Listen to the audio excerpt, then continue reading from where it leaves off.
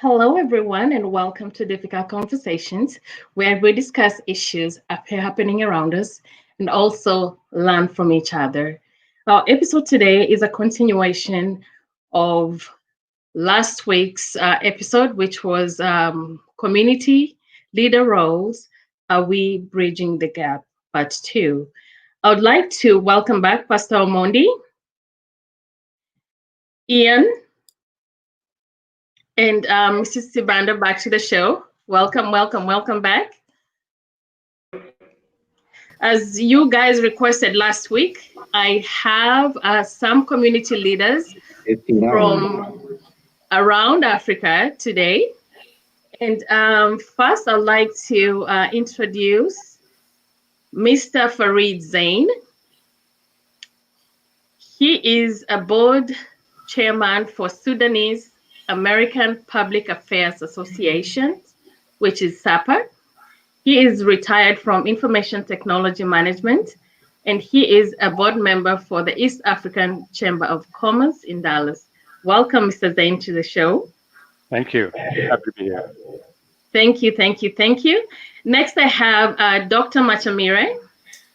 He is a Seventh-day Adventist pastor currently working as a chaplain at a hospital in Fort Worth, Texas.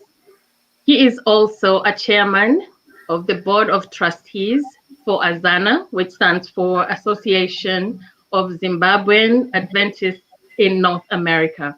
Welcome, Dr. Masamira, to the show. Thank you very much. Thank you, thank you. Next, I have Mr. Benson Kasue. He is the founding chair of the East African Chamber of Commerce, as well as the Kenyan Diaspora Advisory Council of Texas. Benson was appointed by the former African Union ambassador to lead African Union Diaspora Initiative. He is very involved with a diaspora community in all facets. Benson is a finance and accounting consultant and also owns his own farm. So welcome, Mr. Kasue, to the show. Thank you.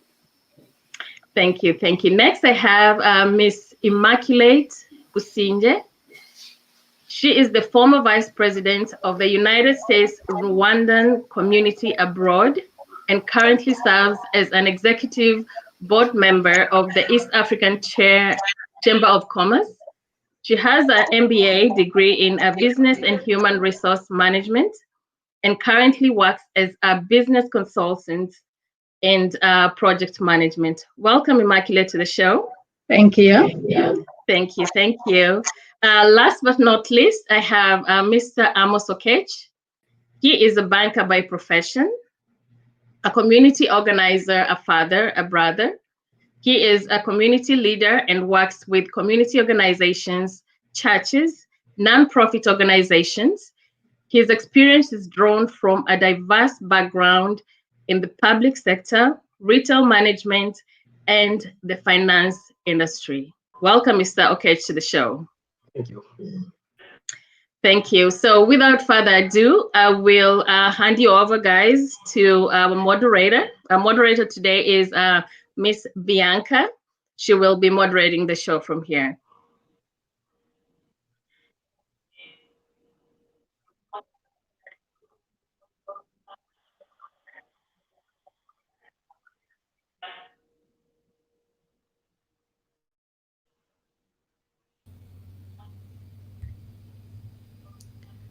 Hello. Good afternoon, everybody. Nice to see everybody again. We have a full house today. Some new faces, and I guess we're going to learn today. And all right, I'm sorry about that. Turned down my echo. All right, so we're all here, so let's just jump right in. Since you're all from different communities, but of course, Africa being your passion as community leaders, working with your people in your community, how can you all come together collaboratively because you come from wide spectrums and different strengths? How is it that you can all work together first and foremostly? And anyone, we're just having a roundtable discussion, so anybody can take it from here.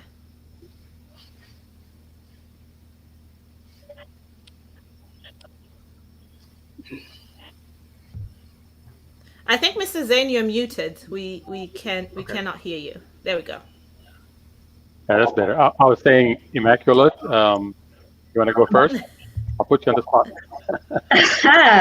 I don't mind doing that. I know you don't.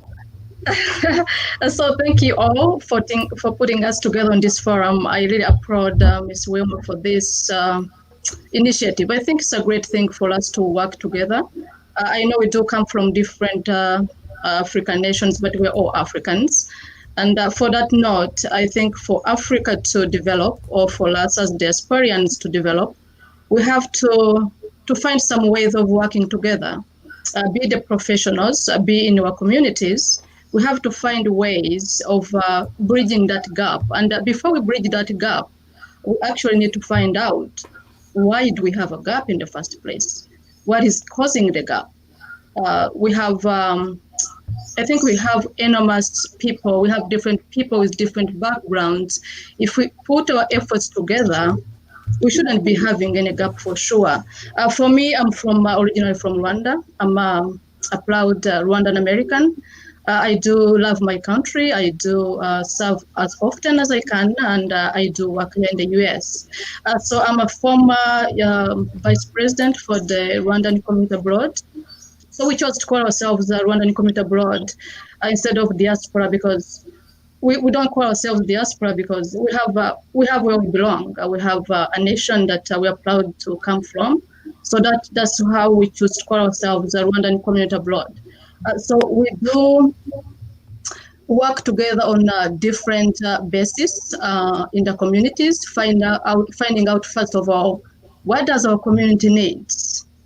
What are values of our communities, young, old, professionals, younger students? What do we have to do to bridge that gap for those ones who came before, who have been able to navigate this country and be able to get where they are? How can we help and be a stepping stone to those young bloods that are growing behind us? So in brief, before maybe we go into deeper, that is where we are.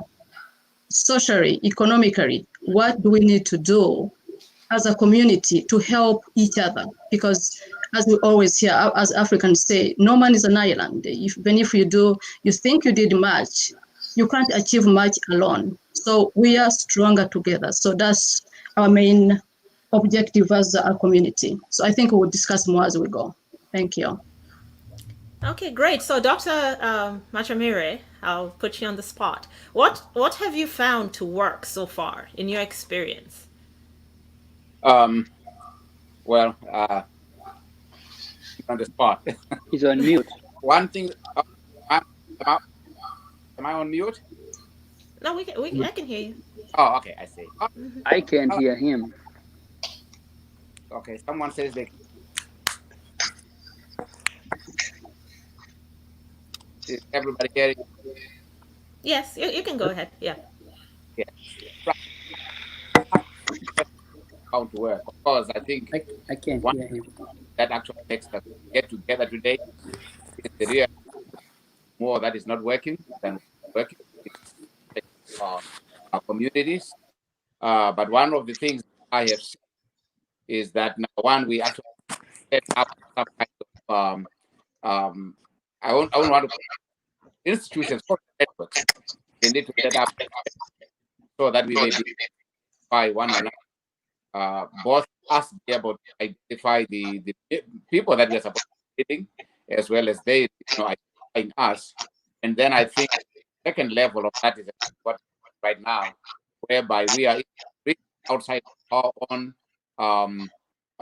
national communities to a point where we are going international, and particularly context, whereby now to know some of that are, and I can know what resources they bring along, and sometimes they might not be everybody that I want to help, but I'm actually free to take the situation and what resources are aware of the community that utilize best the needs that we have. So I call and a willingness to engage one another, I think, is one of the things that I think is an essential for our work to succeed. Mute myself here. Okay, great. So, Mr. Kasue, are you still having problems? You're on mute. She is on mute. Hold on. I heard what Immaculate said, but I did not hear anything the doctor said. Can you guys hear me okay? Yes. We'll I keep did you not abreast hear- here as we. Yeah, I did not hear what the doctor said. I would love to hear what he said, but I don't know if it's my end or your end, but I did not hear anything he said. Are you able to hear now? Can you all hear me? You can hear Ben. I can hear Okay. you. Okay, yeah, I'm not sure. Yeah, I did not hear anything what the doctor said, but with respect to the conversation that we are having, I think we can work together as a community if we're united. We have to venture out to other communities and try to see what they're doing and even feel uncomfortable going there, but we should not shy away from our community.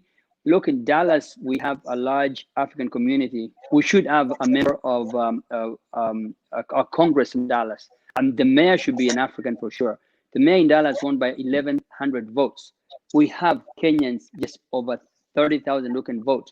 So I think there's a lot of power if we come together united. With respect to community needs, we have to listen to one another and try to attend each other's activities. Just like when we cross the ocean to come over here, was the greatest equalizer. If you come from a king or from a poor person, we don't care.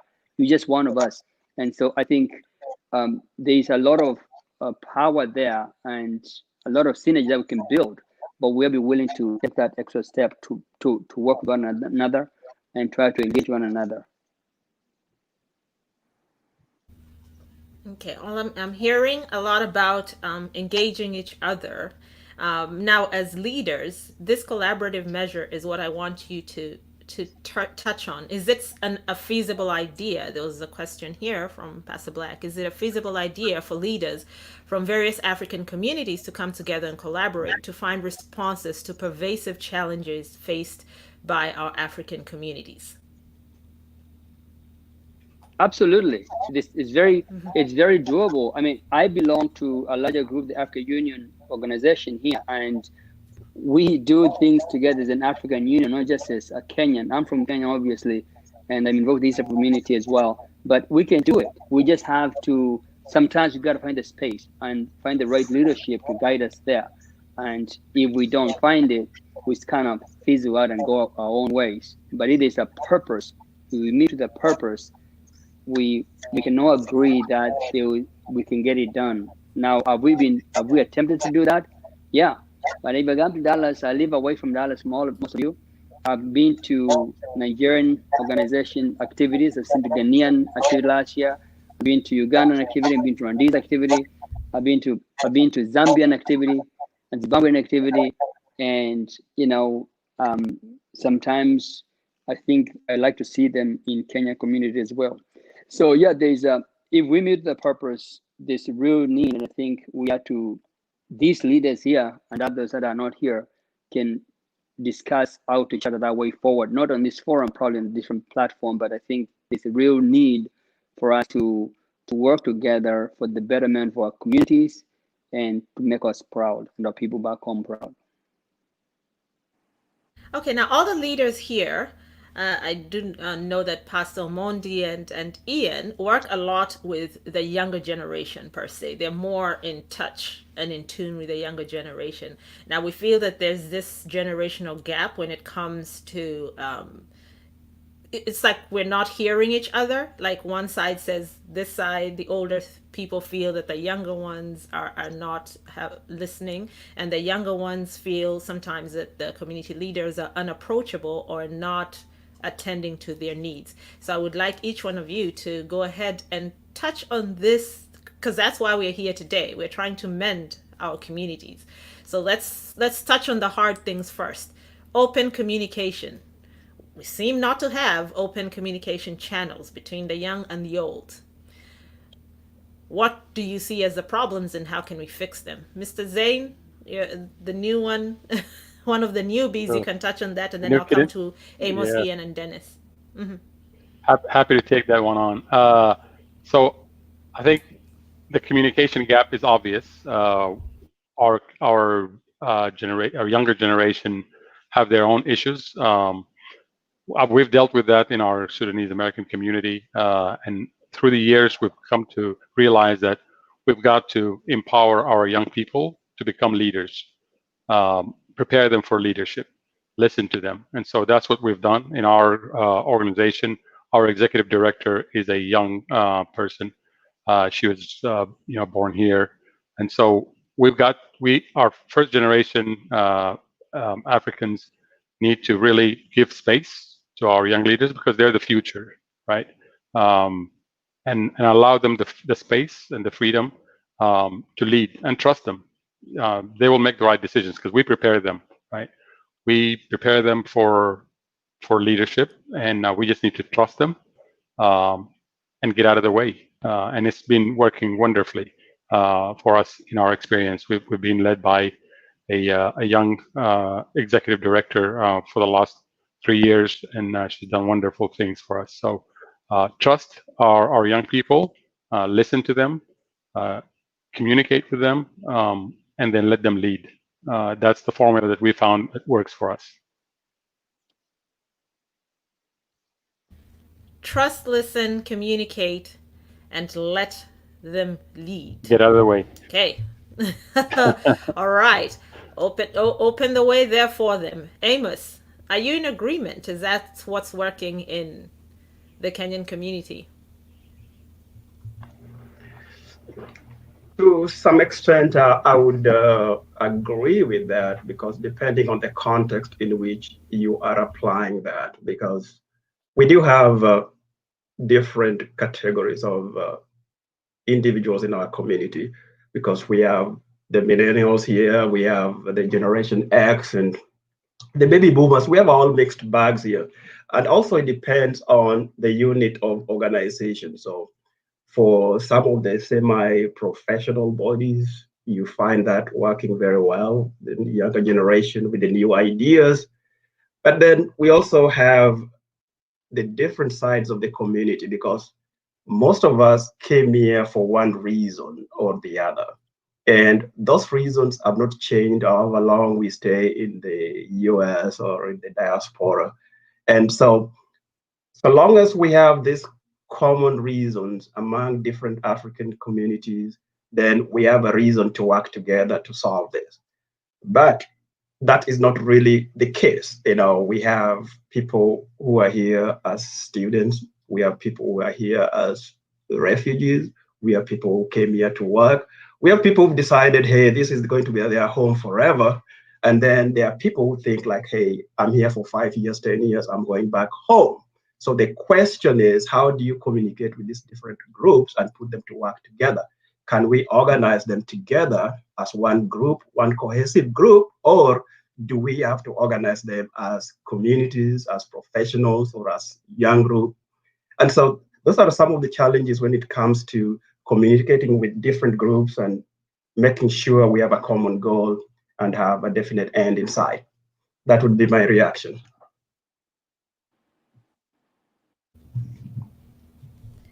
Okay, so what I'm hearing from you is sometimes just because of the framework, the makeup of different people, maybe you have communities within the community, something like that. I'm not sure. Okay, Dennis and Ian, your experiences in this matter. Well, I saw that they muted my mic first. I'm thinking that's a cue that I need to go. Yeah. Thank you for having us back again, and nice to meet all of you. Hopefully one day I'll meet you all in person. But I think I just want to echo something that Amos has said. And he said something like, we are all here with diverse interests. And so I think for us to be able to bridge the gap, we need to figure out what our common goals are. Because one of the worst things that you can do in America, time is money. I guess that's why they they coined that term. Sometimes I feel like in Africa, like when I was back in Kenya, you know, time is not as an issue here as it is there as it is here. And so I think one of the things that I would like to say is to talk about buzzwords. So a lot of the older generation, and I'm realizing that I'm getting there very quick as well. So I'm on my way to become one of those old people that I was making fun of.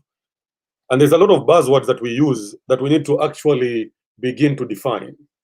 And we define them in ways that make sense to the younger people, where when they hear them, they actually believe it. So you'll hear a lot of the older people when they talk about empowering young people, the future, the space, trust them, get out of the way, let them lead. And but what do those things mean? You know, it's one of those things that yes, we have them.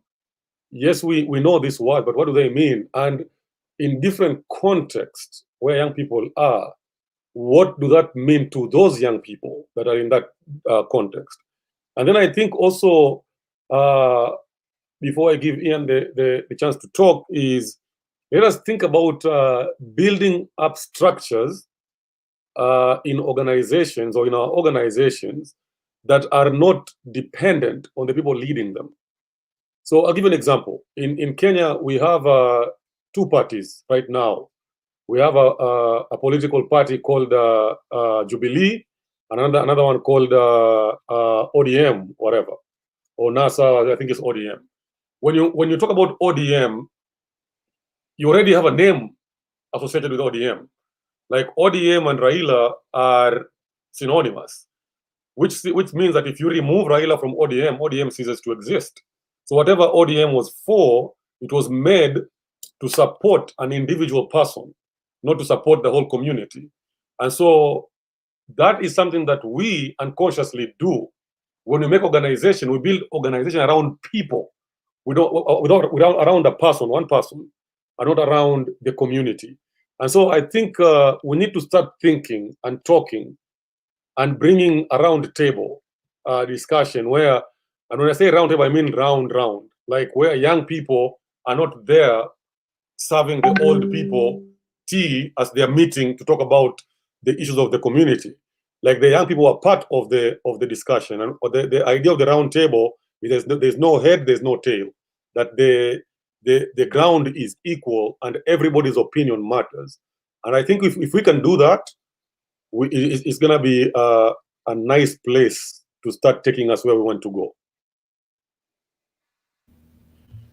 All right. Ian, tell us a little bit, because now you have your leaders here. Tell us a little bit of the concerns that you hear when you sit with the young folk. You're in tune and in touch with them a lot.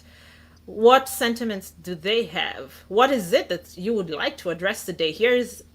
They're right here. How would you like them to listen to you more?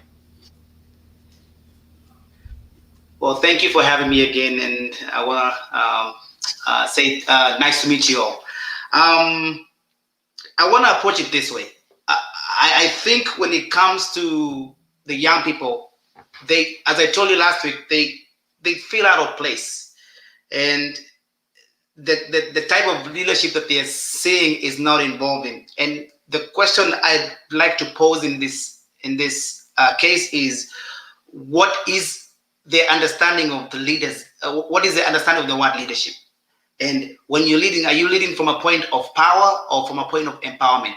Or when you're leading, are you leading with a purpose, or you're just leading so that you can be a leader? Because I believe if you're leading from a place of purpose, then the buzzwords that Pastor Omondi is talking about of trust, listen, communicate, let them lead, they have meaning, and it's easier for that leader to reach out to the young ones. The young ones feel neglected because they don't quite understand what kind of leadership that is leading them. And if the leadership is defined from a perspective of purpose or empowerment, then it might have an effect on the young ones. And as Pastor Omondi talked about a roundtable.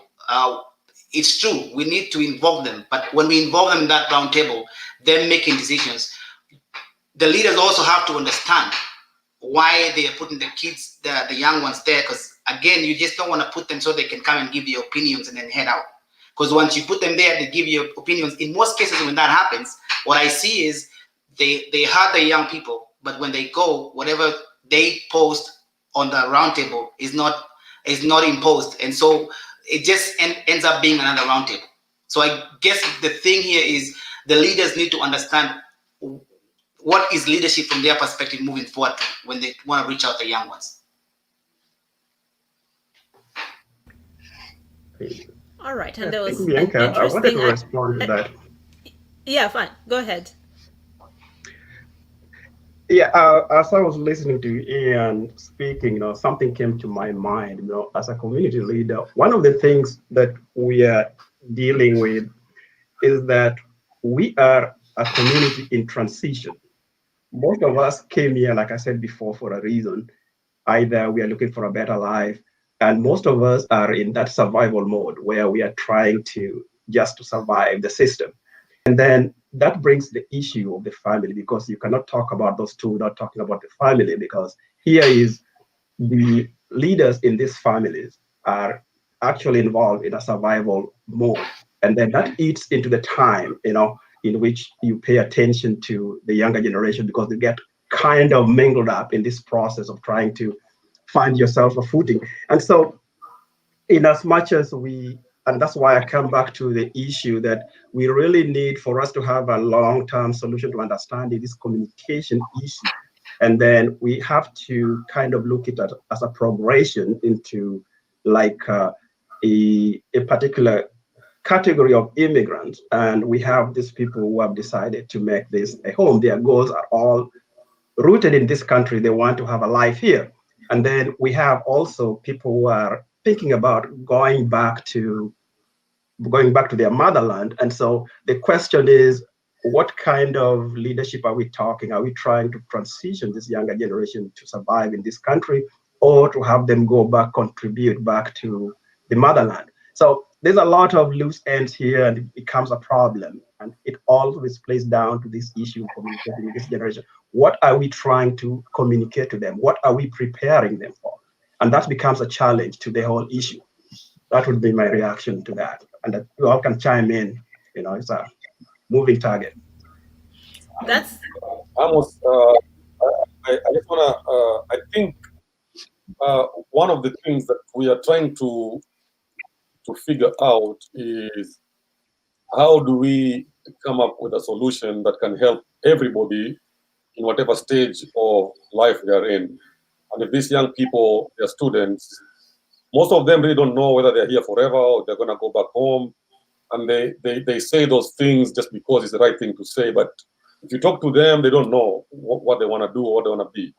And so for me, I'm going to go back to the issue of structure.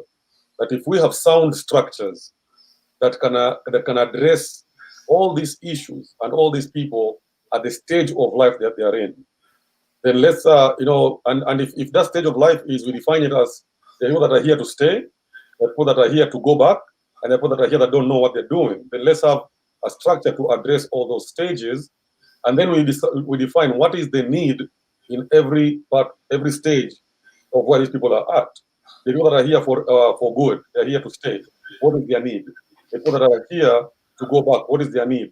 The people that are here that don't know whether they want to stay or go back, what is the need? And I think when those structures are clearly defined, it really helps a lot. And it is also easier to transition people into those structures, because as we are training them, there's a common goal that we are all fighting. And people that are gifted in those three areas can be made leaders, whether they are older or younger, just to get our communities the help that they need. okay, Mr. If I can chime in here real quick. I know Benson. I see him over there, and he looks like, because he has one of the toughest crowds to deal with. So I see him almost jumping out his chair. I know that. Yeah, I'll make it quick. So from my perspective, I really don't think it's an either or. We don't have to make the choice of staying here or going back or giving our kids that choice. The world is a global village. We can have it. We can have it all, right? We can be Americans, proud Americans. Our kids are proud Americans, but they know where they come from, and I think it's a false choice to try and think that we have to make that choice between deciding whether we're going to stay here or we go back home, because those questions are really what hold us back. Having even bringing that issue is what holds us back. So I think we should just basically feel rooted in our new found homeland. Feel proud to be Americans, but be proud of where we come from, and then give our children that sense of pride so that they can basically be citizens of the world. So that's my perspective.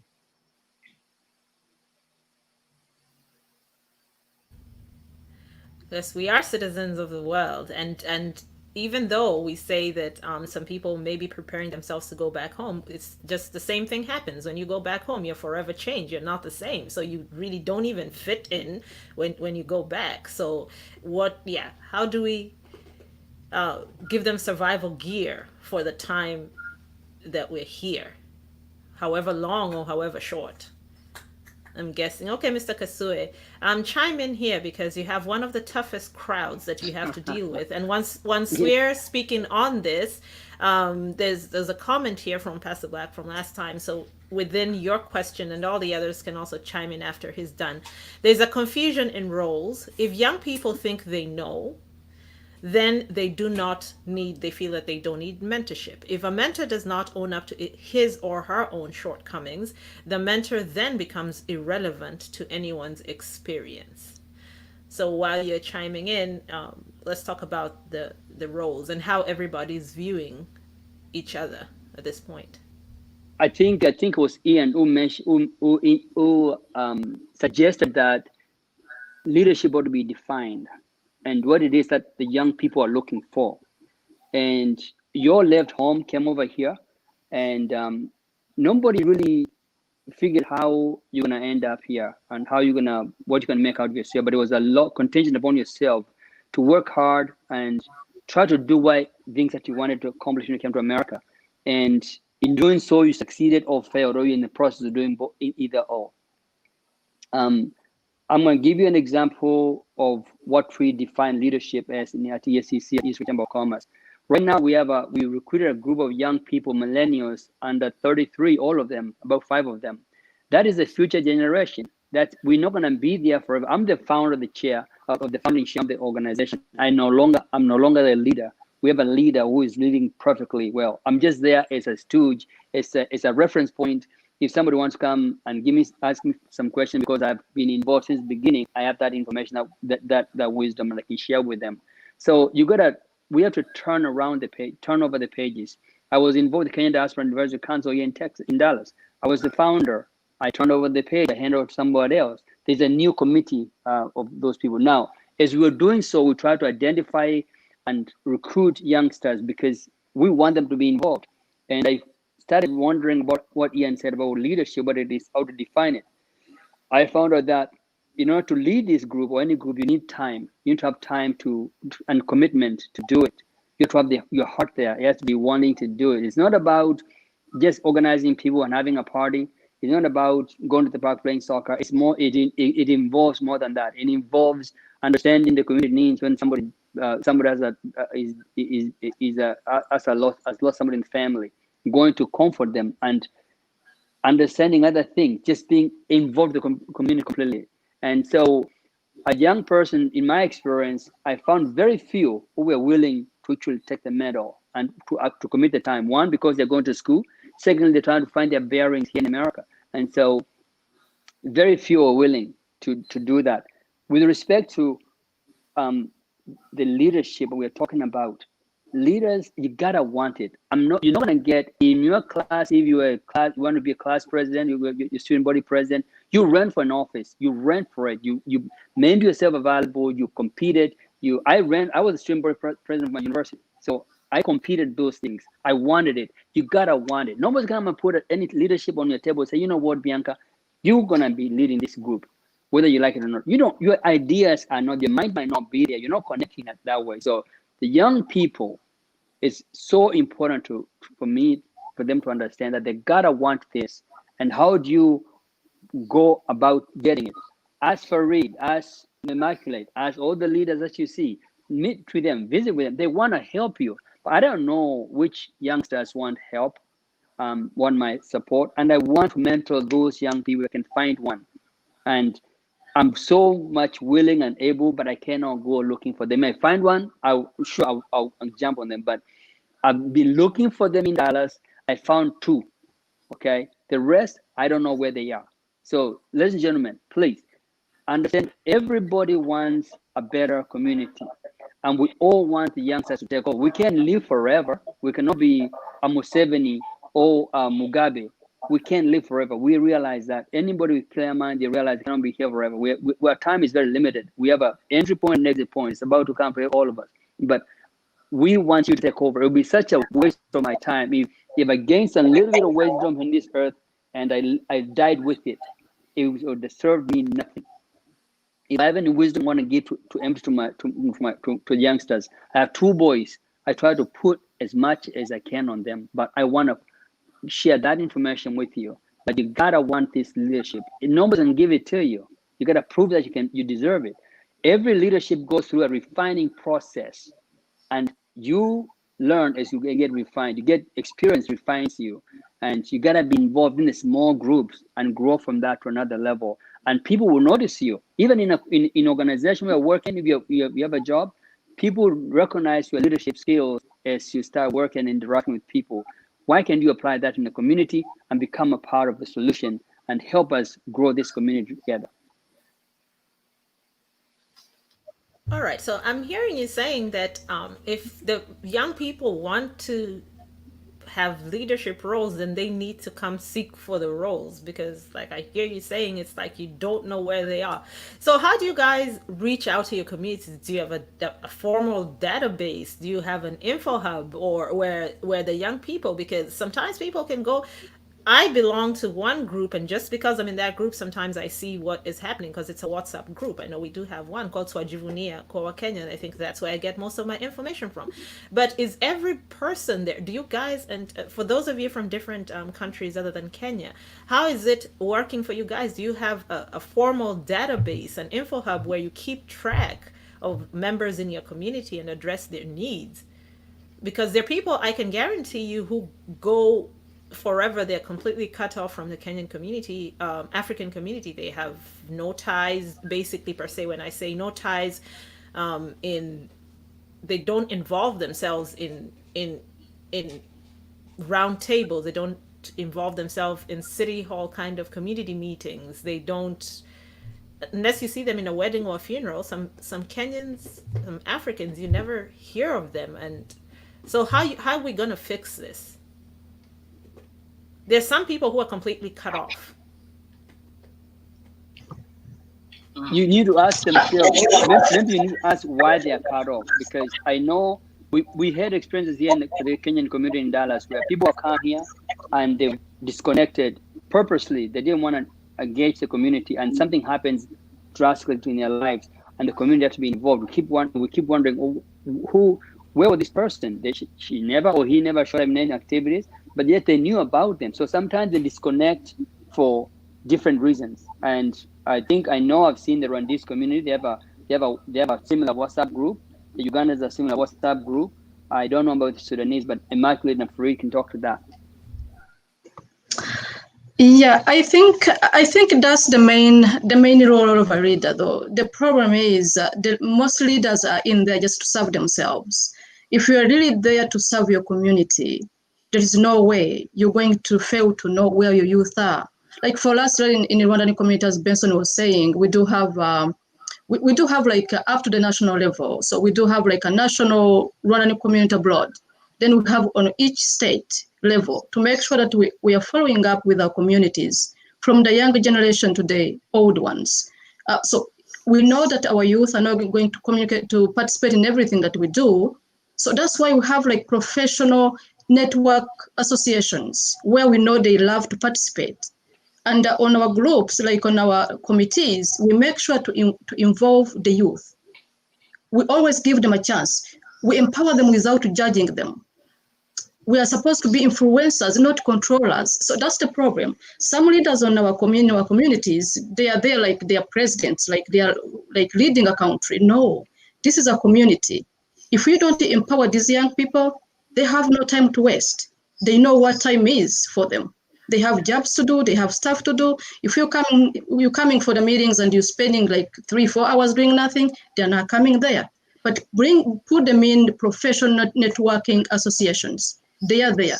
Like now here in DFW, we had created one last year before COVID came in, the DFW Rwandan professionals. We have almost all young people there because they know we are helping each other for network, for connections. If you need a job, Immaculate works here. How can I get into the system? We know the system here is really hard and tight. We need to be there for each other. But if we're just trying to be like we are controlling them, if we're trying to control them, really, it's not going to work. So, and if something happens to those young stars, it's us who will be there looking for them. If something happens to one of them, we're not going to let them perish. So that is why for us, actually, we don't have a big of a problem of our youth in the Rwandan community, because we gave them that power to know that their power, actually, they are more powerful than we do. Even when we pick like the president, we don't pick like anybody above 50, no. Even the one we have now is young, a young professional. So we make sure to balance gender-wise, youth-wise, like all kind of backgrounds are there. So we make sure we are trying to mentor, not control. So to me, really, it's about us. What are you doing there as a community leader? Are you there to help your community, or are you there to serve yourself, to show that you're being something big and to put your name out there, which is most of people are doing? I am the community leader for such and such a group, but what are you doing? We have to learn how to redefine our community needs and values. If we do that, I think all those problems will stop and we flourish together as a team, as a communities. And not just one country, maybe Kenya, Uganda, Tanzania, where, but let's put our efforts together and see what works best. If we have something working best for Rwanda, why not apply it together as Africans?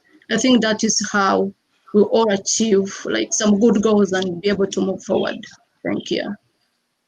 Yes, Immaculate, I love what you said now. Is truly there are people who hold on to these seats. And I'm not trying to be funny, but are these paid positions? Because people hold on to them like they're big. Is it a salary paid position? Because I'm not sure why people fight for these seats or to stay there and hold on to that power for that long. If I can chime in here and comment on what Immaculate said, I think it all depends on the product that we have to offer to our young people, right? Just like you said, if we offer, it's a marketplace of ideas, right? If we offer a good product, they will come. If our product sucks, they're not going to come, right? So we got to offer a package, a good product that will speak to their needs and desires and their issues. After all, they came from us, right? They didn't just drop from the sky. So we can speak to their needs and their desires, okay? But at the same time, to your point, Bianca, we have to be servant leaders, right? Servant leadership means that you're here to serve as opposed to serve yourself. And so if we model servant leadership and then have a product that addresses the needs of our young people, believe me, they'll be there. And that's what we strive to do. In addition, also to what Immaculate said, put them in positions of leadership because they need to see their own leading. If all they see is a bunch of old people leading, believe me, they're not going to come, right? And so two things from my perspective: have a product that speak to their needs, and then give them the space so that they can see their own image in the leadership of the organization. Also, let me.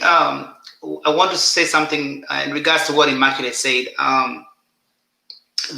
From what she said, it looks like they've done a pretty good job of understanding the youth, and if you look at the leaders that we have today, there's a misconception of leadership to the point where we don't understand the concept of leadership from both sides. And when I'm going to lead, I'm coming to lead from a misconception of a notion of leadership that is not understood by the led. And from what Immaculate is saying, they've been able to break that barrier. The point where now they're able to reach out to the young and even give them leadership. And the reason I'm saying that is there's a question here that was posed by one of the young adults, and they're asking what resources have been put in place to provide a platform for young adults to learn and grow. They don't get to see those, so they don't get attracted. And so even if you go out there and look for them, they're not going to be available because they're not seeing anything that is attractive to that position or to that atmosphere. I don't know. In the Kenyan community, there's a group called Kipna. Kipna is trying to promote science, math, whatever. Most of the young people, IT, and the systems are there. The youngsters and the guy who drives is actually a young guy. So I don't know where some of these, and it's not just for Kenyans, it's actually for Africans. So I don't know where some of these guys are, where they're not able to come out and partake of it. But let me tell you, when I moved here to Tyler, Texas, I'm 130 miles away from Dallas. In this town, there were about 4 Kenyans that I met just by accident. One of them told me, let me go introduce you to the community in Dallas, Kenyan. I went to Dallas, I met a couple guys, and from there was not a Kenyan diaspora community per se. There are different groups, tribal groups. And from my interaction with those folks, the Kenyan diaspora was born, the East African Chamber of Commerce was born, and it's not because I was a driver for it, but we discussed as a group what we needed for community. So we led it ourselves. We took upon ourselves. Young people can also take upon themselves to lead, and the older people can follow. Don't wait for people to do things for you. Do it. I mean, I think it was President Kennedy who said, think about what you can do for your country, not what the country can do for you. What can you do for your community? Don't expect people to give you things. You won't even appreciate it if it's given to you like that. Go get it. And there's so much pride in doing so. There's so much soul in doing it. Then you are born again in that system. And until you get that eagerness to wanting to own it, wanting to drive it, you're going to be a fake leader. The leadership that is born in you is when you go and get it. You fight.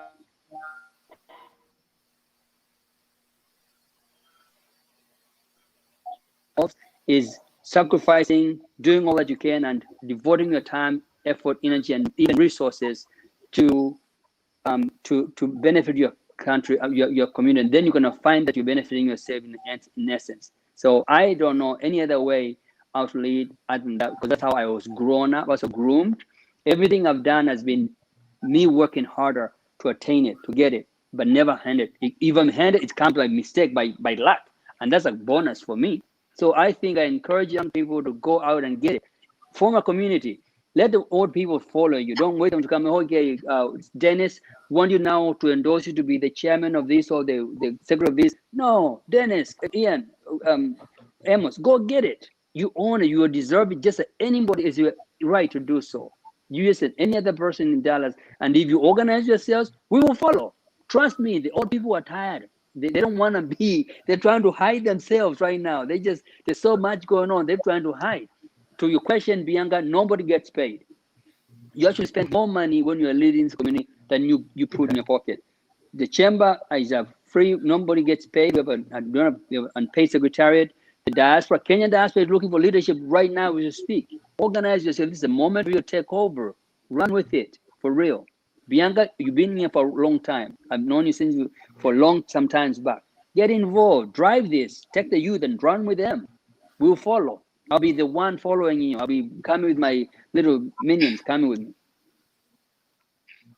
That's because, yes. Hey, Bianca, I just wanted to piggyback on something Immaculate said. That should not be lost to all of us here, because there's something that the Rwandese community is doing. Is that they are organized from a national point of view to a regional point of view, and then to whatever other units are there. So in other words, what we are saying is that there is a basis of organization that this youth can draw from, and that's the problem most of our communities are facing, because we don't have a base for organizing the people. And that's why people get lost along the system and people feel they don't belong anywhere.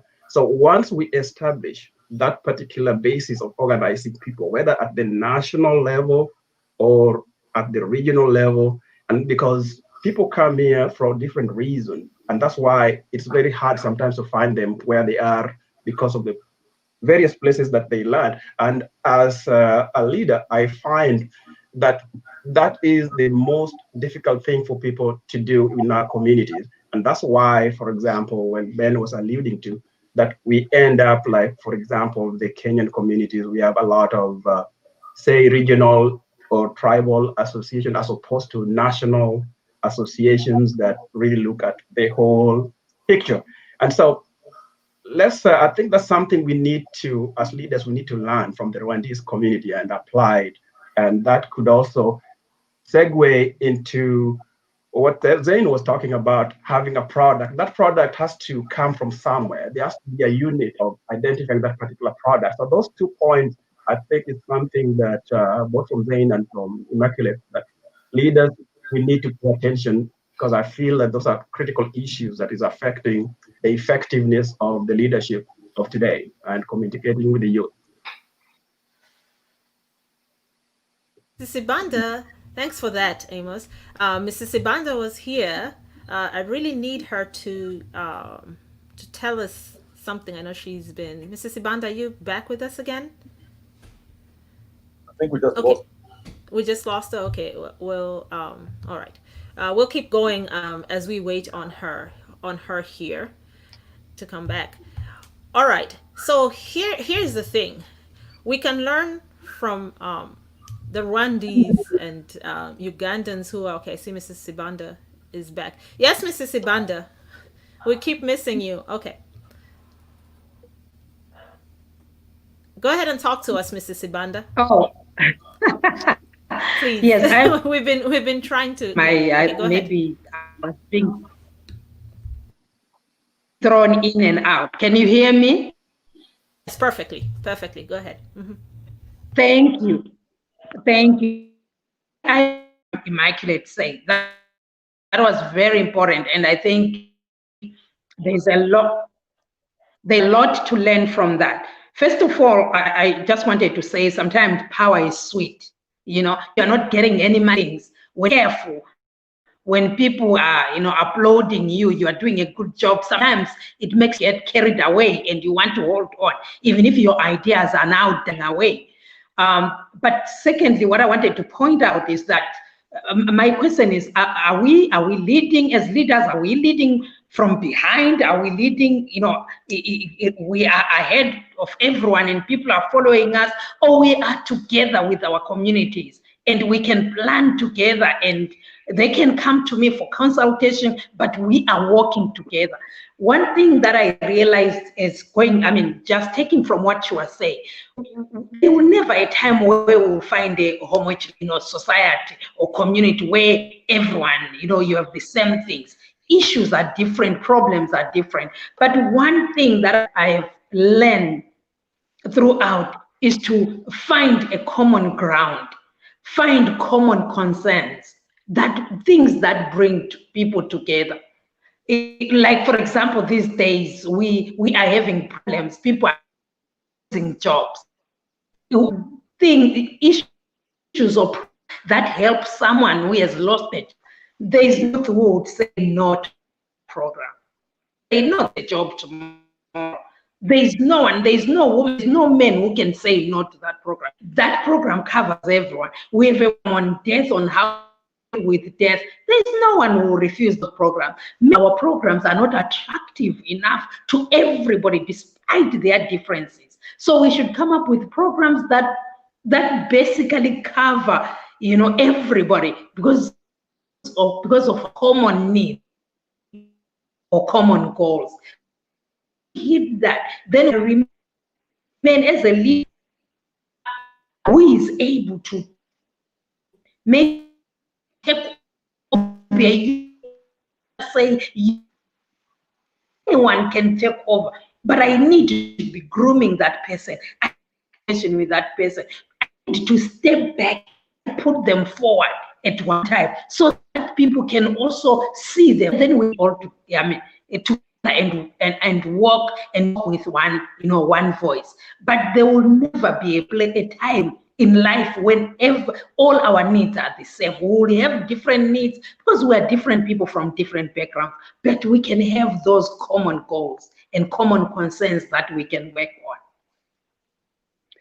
I'd like to say something, Bianca, if I may, because we spent some time on talking about these how things are organized for East Africans first, particularly. What you need to know is, with respect to Kenya, Uganda, and Rwanda, the Rwandese community has a huge push strategically from the top, from Kagame himself, pushing to organize the Rwandese outside the country. And this is strategic. There's a reason for that. The Uganda government has a UNA community that they also organize, and they get $100,000 a year for the diaspora to put these events. The Kenya community, the government has zero strategy. They don't have a strategic plan for the diaspora and Kenyans. So with respect to organization and getting leadership, where nuggets for youth and women and so forth put in place, you're not going to find there. Kenya is about, even Tanzania is beginning to get a strategic organization supporting their organizations here in the US and in Europe, but Kenya doesn't. And it's for one reason. Anybody can take a guess. But if we had when the former ambassador was here, he started organizing the diasporans together. He actually went to every city where the major Kenyans and organized the diaspora organization. He started well. We had the first Kenya diaspora organization conference in DC when he was around. I think that was Dembo. Then after that, it was over. We've never been organized again since then. Those things he left are still around. Is what the remnants are the diasporans in Dallas. There's the one in Atlanta. There's one in Boston and so forth. So we don't have, from a national perspective, a strategy as a country to lead diasporans because we don't vote, and it's a reason to make us not vote. So it's a political thing, and if we have to be organized, it has to come from us. We have to work together as a Kenyan community to organize ourselves properly. That's just what I see. There's a huge difference between Uganda, Rwanda, and Kenya with respect to how diasporans are organized. So don't lose that train of thought. Yeah, Bianca, may I add something on that? So Benson, for sure, we know our leader, our president, we do really applaud him for support, but he's not taking part in what we do in the US. I can tell you that. And it's not just the US, it's a global. We have even Lebanon having the national team for the diaspora. We have a global team as well. So we have from the global, national where we are, Canada, China, all over the place. So it's not that the president is that small country. He's not going to be leading all the global thing. It's us in the Rwandese. We decided, look, we have the capacity here. What can we do for ourselves here? Because we're not going to be able to support our country when we ourselves here we cannot support each other. So for instance, I can tell you like now, during this COVID era, we had to put down community-based initiatives to support I think you're on our group, Benson. You're not around this, but you're on our group. We have community-based initiatives. There's no one in the Rwandese community that will lose a job during this COVID era and staff. We have food for people who lost their jobs. We have people who doesn't know how to apply for unemployment. We have the teams there to help them apply for unemployment. We have people who are looking up for our youth. Are they getting lost after losing their jobs in this COVID era? So it's not like the government is doing that here. We do work with our embassies, yes. We do. We can. Then don't give us money to do that. It's upon you as a Kenyan. It's upon me as a Rwandese. It's upon everyone.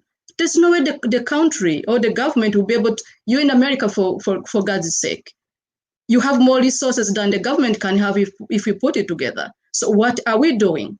We cannot depend on our countries to give us resources to support our communities. We have the capacity, we have the knowledge, we have the power, we have the money. Let us step up and take a part in everything that will support our communities and our countries to grow, not to depend on our countries to give us money We don't get a penny from President Kagame, I can tell you that. Even like before the COVID era, we used to have like what we had this recurring event where the president came to the US to meet Rwandese on our organization. I can tell you that. We put everything together. He comes in to tell us how the country is moving forward. Last year we had a convention here in Dallas. We had about 4 ministers who came from Rwanda. It was our money, the Rwandese community organizing that. We get update from what is happening in Rwanda. We tell them what we need here. We ask them what we can help even back home. Even this COVID era, we had put up some money to help our people back home. It's 16 hours. Yeah. So there is no way we can actually depend on our countries. If at all, we need to be able to stepping up and helping our people, even back home if we can. Thank you for that. Thank you, Ms. Immaculate. And to support your point from what you're saying, last week I know you weren't with us, but I think you were listening. We did some little math, just sketchy math, and came up with the number of I did some calculations based on when we contribute, like we have Harambes for like funerals, deaths, weddings. It came out to $2.5 million. So I don't think we need money from the top because the money is there, but why aren't we channeling the money to help people and meet them at their point of need? And Mrs. Black has this question as well to add on to that. What programs do we have for issues like alcoholism and mental health and joblessness, homelessness, having programs that help immigrants be better fit when they come here for the first time? And can we share these resources amongst ourselves?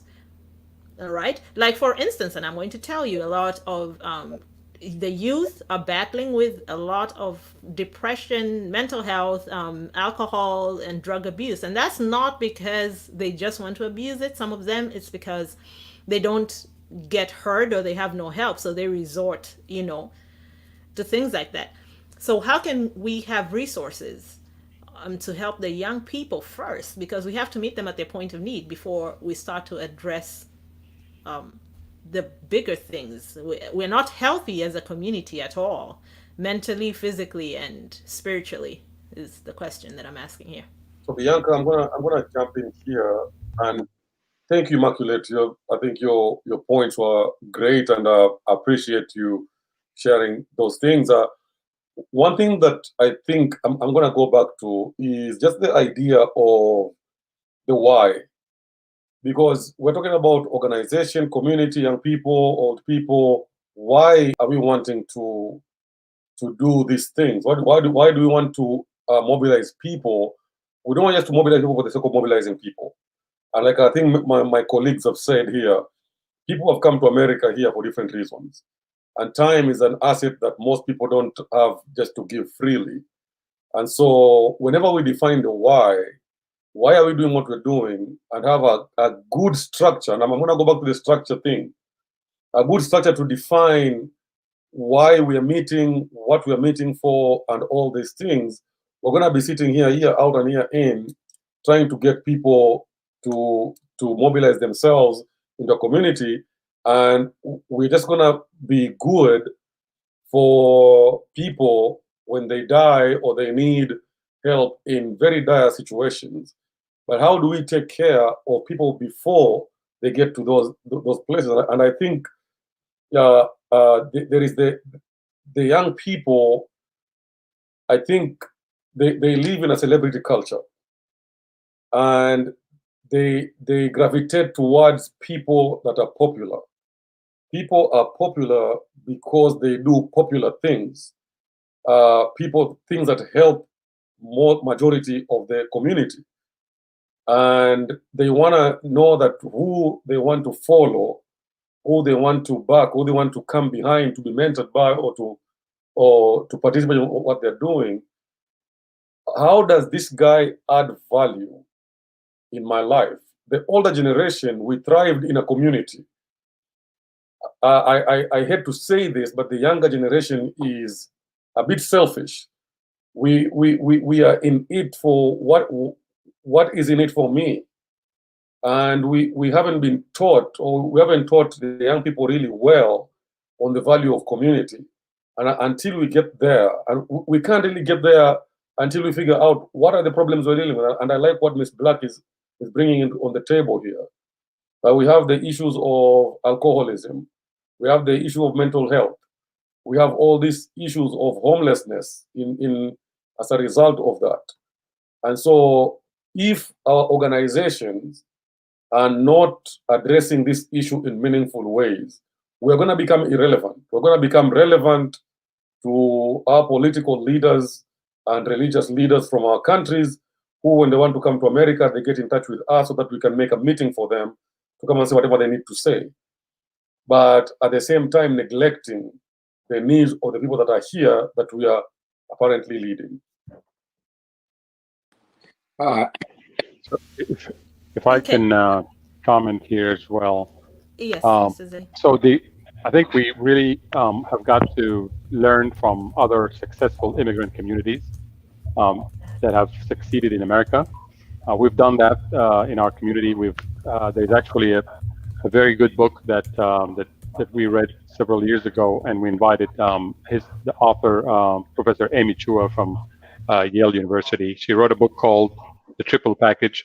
In it, she profiles of the most successful immigrant communities in America and why they're successful. What's the common thread among them? That book lays out basically kind of a formula for how to become a successful immigrant community in America. And it has things to do with basically doing all of the things that are common to your issues as immigrant communities, including the points that were raised by Ms. Black about the social issues, but more importantly, all of the things that makes communities thrive in America as immigrants. So jobs, small business, networking, all of the things that are important for you to become a successful immigrant in America. So if we focus as organizations on focusing on bringing these things, then I think we can really help our people become successful here in America. Once they're successful in America, then they're able to help their people back home. And so our focus has been in SAPA is to do exactly that. We're a national organization. We have no relationship. Actually, we haven't had any relationship with the government, on purpose. Obviously, our country was led by a dictator for 30 years, and so we had absolutely no connection to the embassy. But we pulled ourselves together here. As Immaculate said, we have all the resources. We have successful people in every field. So we pulled ourselves together and did the things for our own good here in America, for our children, establish a foundation to help each other, network, look for job opportunities, all of the things that other successful immigrant communities like the Indian community or the Chinese community or all of the other successful immigrant communities have done. And if we copy these models, then I think we will be very successful as immigrants in America. Zenan, would you kindly repeat the title of the book that you mentioned again? The Triple Package. Okay. By and Amy. The author? Professor Amy Chua, Chua. Okay. You got it. Yep. All right.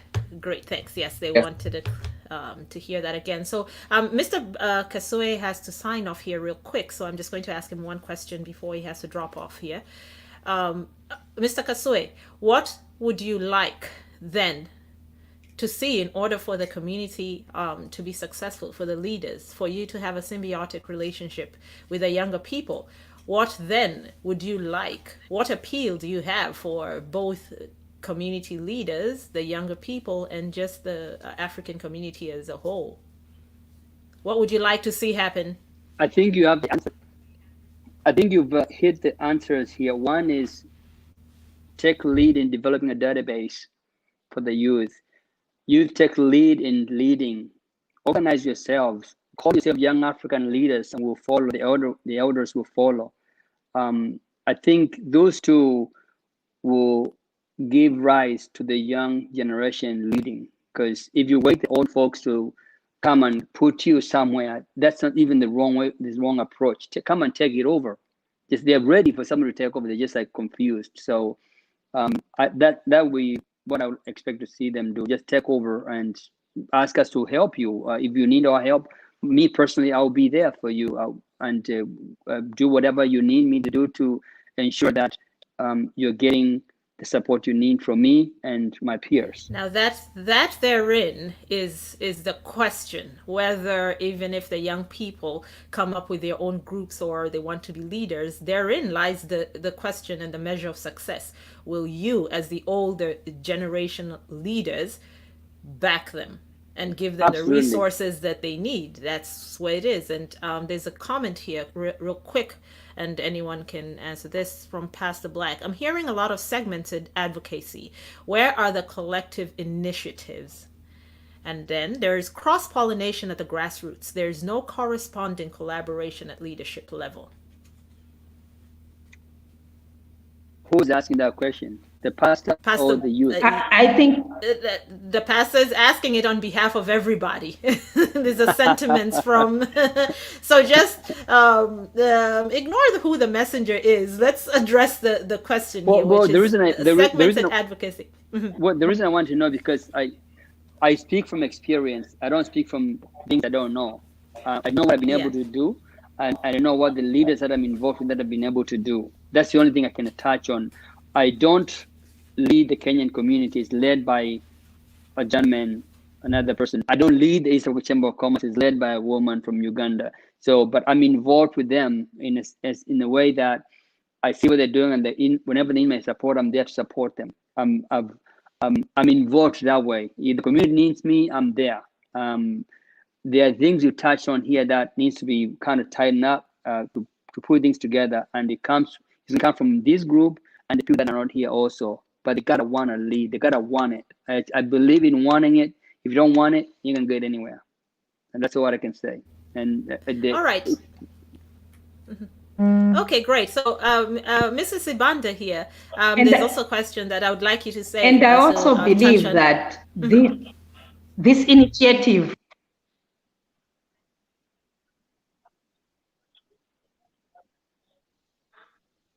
I was actually saying we should have more of these initiatives where leaders from all walks of life come together and we discuss these things and learn from each other.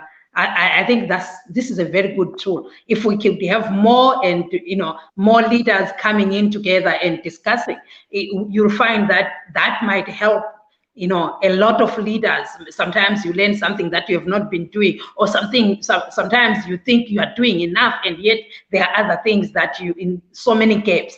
And that's one thing. And one other thing you find, once you are a leader, sometimes you're not only leading the Zimbabwean community. Within your community, there are Kenyans, there are other nationalities. You find yourself being a leader for all the nationalities. So as we come together as leaders, at least we learn from each other and we are able to share experiences and share, our concerns and our strengths. Thank you, Mrs. Sibanda. And that addresses where Pastor Black is asking this question. If a Zimbabwean immigrant approaches a Kenyan organization, will they get any help? That's what we're speaking about, being able to intermingle and correspond all our resources together. Yes, Dr. Machamire, you had a thought on this?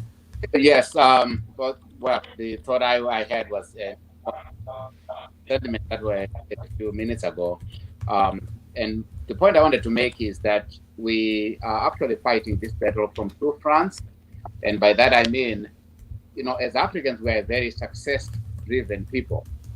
So some of these discussions that we are having are about setting up things that can really put us on top, get us involved in industry, in education and stuff like that. But there is another front that I listened to the segment from last week, whereby the other front is the people who are being left behind. And what happens is, with us being so success-driven, those who are not achieving what the community expects tend to fall through the cracks. They don't share their failures with anybody, because they don't want to feel like they're being looked down upon. And I think that's one area that we as much as we also need to develop this area of cooperation and coordinating our efforts to be able to raise ourselves up, I think we also need to look at what approaches can we do to help those who are being left behind. And so that, like you said last week, we don't just show up at their funeral and raise $30,000, whereas we have only been pursuing programs that are meant to help us succeed in different ways, because we are just so success driven that the person that we notice is somebody who is trying to get to the top, and we don't notice those who are remaining behind. Okay, great. So I think we've gone over the hour, but I'm pretty sure here there'll be an open. I really wanted to have some youth in here so that they can really express what they want, but I think there's always time for that. What we can do is quick here just to close, and then we'll Miss Wilda will guide us on what next steps we take after this. And I'm hoping that we can have more open. This time is very opportune that we can come online and speak to people. We need to have this more often, and maybe then we'll start to learn how to hear each other more and listen more. So I'm going to just let each one of you go ahead, and also, just like I asked Benson to do, is what is your appeal to the others, and from your experience and what you've learned, how is it that we can work together? And to your fellow leaders, how do they become more servanthood? Pastor Dennis, you can start, or whoever's ready. I'll start. I think what needs to happen is there needs to be a coalition of types of leadership, because I think another thing is, if we don't understand the type of leadership you have, then there's going to be lack of coalition, and the collaboration is going to lack. Because if you look at what's happening, is the problem is not just on the community level. It comes from home. It starts from home to the community level to the national level. So it's a cycle, and if you don't get it right at home, you're not going to get it right in the community. If you don't get it right on the community, you're not going to get right on the national level. So I think there needs to be an understanding on those three levels of leadership, so that there can be a coalition, so that the collaboration can be a little bit more cohesive. Okay, great. Next, anyone who's ready there, Mr. Sibanda. And one thing that we should realize and come to agree upon is that we are one people, whether from Rwanda, from Ethiopia, wherever we are coming from, we are one. In fact, when people meet us here, they all think we are from Nigeria. That's the first question, meaning they know we are one, and we are one. And we've been separated by these borders, but we are one people. So if I'm a leader, let me also try to find out who are the leaders within that community that I live in, regardless of where they come from. And let me have, let's communicate at that level as leaders, so that we will see how we can help our people, not our people as Zambians or Kenyans, but our people as Africans. Once we start working that way as leaders, we'll find that it will be easier, for our people, even the people that we lead, to be able to come up. They can go to any leader and be able to express their concerns, and knowing that there will be someone who will address their problem. But if we live in these cocoon, these small boxes, I'm Zimbabwean, hence I can only help a Zimbabwean, we are not helping ourselves. So leaders, let's step up, let's come together and work together. All right, I can go. All right, so I think this has been much of an eye-opener, because as leaders, we learn from each other how to engage our communities in a meaningful way, and finding partnerships with one another, and also a better way to develop strategies, on working several issues and building capacities amongst our communities, and also mobilizing resources. And as Zane said it, the best way is to learn from other communities or associations that have been successful. So I believe as leaders, that's the key, of getting that public knowledge or awareness, because for them to buy into our products, they got to know what we are doing, and they got to have that knowledge. So Thank you. Let's keep it going. I can say a few things here. Thank you. It's been a great forum. I think it's a really good idea for us uh, to get together and talk about leadership. I think we should do this on a regular basis. We all have our own functions. I dream of a day when we can have one All Africa organizations event. So I think we need to really learn from each other. I learned a lot of good things from the Rwandan community. The Rwandan community today, for instance. So let's do this more. Let's basically adopt best practices from other successful communities, as I shared, and let's keep talking to each other. Great. Let's keep talking. And actually, as you said that, there was a comment here from John Bazi over on the YouTube. Who's over there? Comment from YouTube. It says this: the Rwandan community has a professional group in its infancy, and as one of the co-founders, I would like to reach out to other groups to create such a platform. Who can I reach to continue this discussion? Okay, Mrs. Black was in charge of this discussion, and you can see her.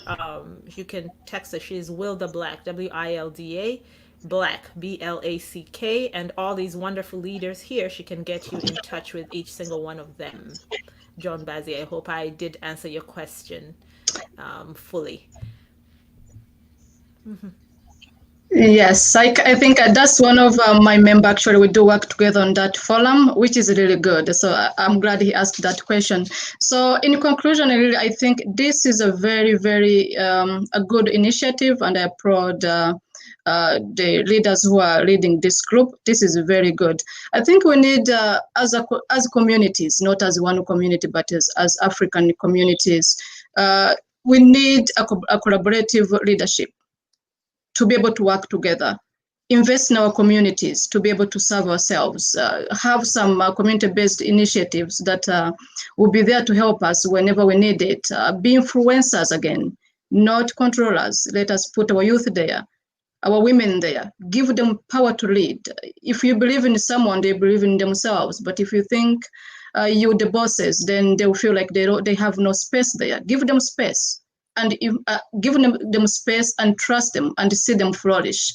Again, we need to redefine our community's needs and values. If we do that, then we'll know how we serve, because we know what our communities need. And with that, I believe together we'll be stronger if we form partnerships and be able to work together. I think let's keep this discussion going. Thank you all for Mrs. participating. Busingye. Thank you, Immaculate. That was awesome. That was Thank you. a good there. And gender is something very important. I think we do try to have a good balance there. And I think it's a good show on our part as Africans that the gender roles are not too far apart. Yes, all right. I wanted to just add something. And it is the fact that I think we also, as leaders, we need to be aware that the needs of our communities are very diverse. And because they are so diverse, as leaders, none of us is a solution or can fix any and everything. I think one of our roles as leaders should be to identify people who have got different skills, different resources that can be useful to our people, so that we are not wanting everybody to just kind of like, be dependent on us individuals as leaders, but we should find ways of connecting different people with different needs with those people who can help them. And I think maybe that's a direction that we need to pursue in terms of kind of coming up with a database of resources that are among us, and so we can share them with our people who may have different needs. Like we said, some people have issues, maybe substance abuse, or dependency issues. Other people have immigration issues. Some have issues of trying to get a job. And so for some people, it may be marital issues, and all those kind of things. And I think we need to be able to have a situation where people can know, if I have this kind of problem, at least there's this kind of person who can assist me. Thank you. Great. And for that, because you need a lot of, in order for you, I hear you saying African communities need to all come together, because not one single person can address all the issues. And Pastor Black has a great comment to go side by side with that. I suggest the next step is an African community leadership symposium. The objective is to spell out the collective challenges faced at the grassroots level, then apply the available resources to mitigate the collective challenges. So there's a challenge for all of you. Pastor Omondi. I'm ready. Invite me, I'll come. You know, I just wanna just give my closing remarks here. There is the ideal versus the reality. Ideally, we would all love to be one happy continent living together in harmony.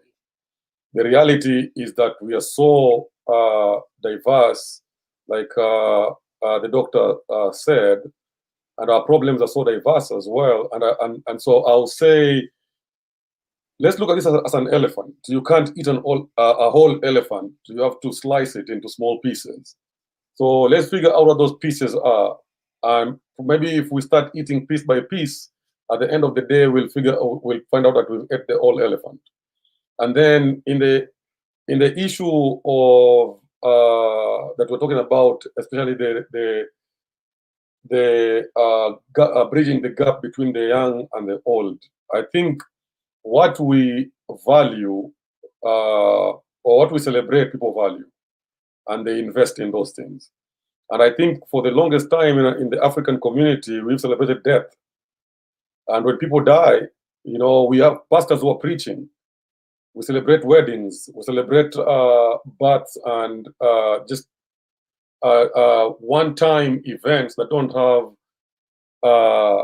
you know, long-term involvement. So we want to come together when someone is born, have a big party and leave.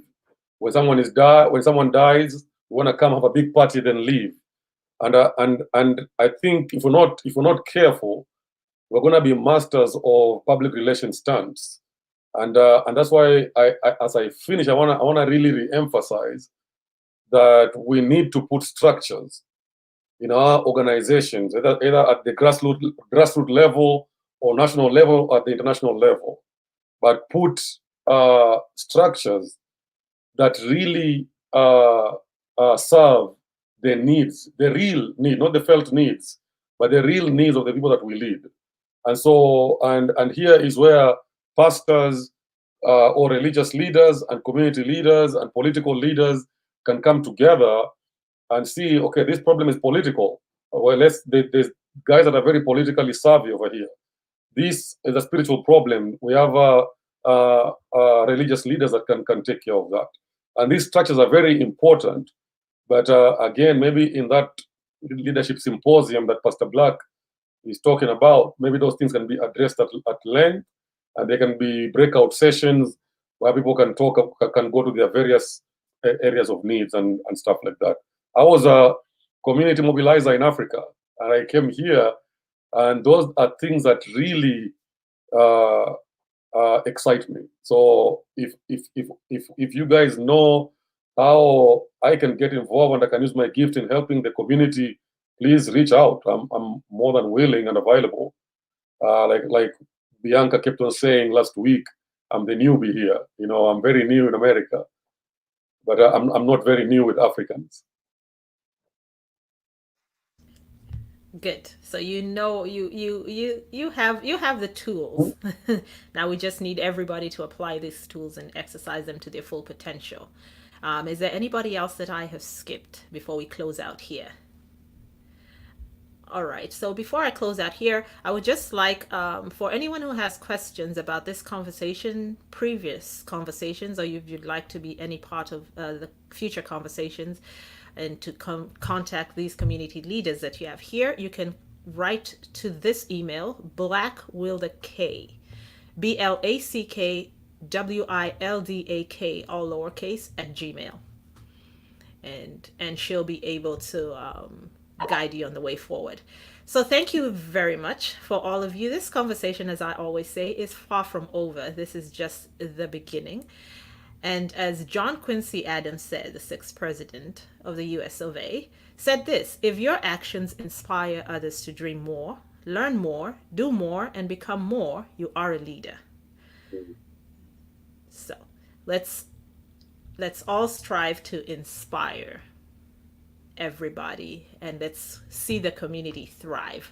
As I always say, there's power in numbers.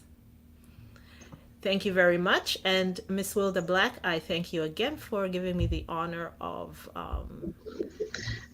moderating this. Thank you guys very much for accepting the invitation to come to the show. Pastor Omondi will be reaching out to you since you have the experience of bringing people together and having those initiatives with all the leaders around us. And what I gathered from this information was, as a community leader, let's have the self-awareness. Let's be eager to learn and adapt from others around us. Let's be empathetic. Let's be honest and have integrity. Let's be dedicated to our community. I know all of us are dedicated, but let's continue to be dedicated. Let's serve our community regardless of where we come from. I come from Kenya, you come from Uganda, we are all but one person. Let's learn to have interpersonal skills so our youth will come to us regardless on where we are. They'll be able to be comfortable to let us know what their issues are. And last but not least, let's be forward thinking. As Africans, we grew up knowing that the older you are, the more wisdom you are, but sometimes the more wisdom you have, but sometimes the young people have some wisdom in them. So let's be forward thinking, and let's inspire each other. And from us here at Difficult Conversations, we'll see you next time. Bye-bye.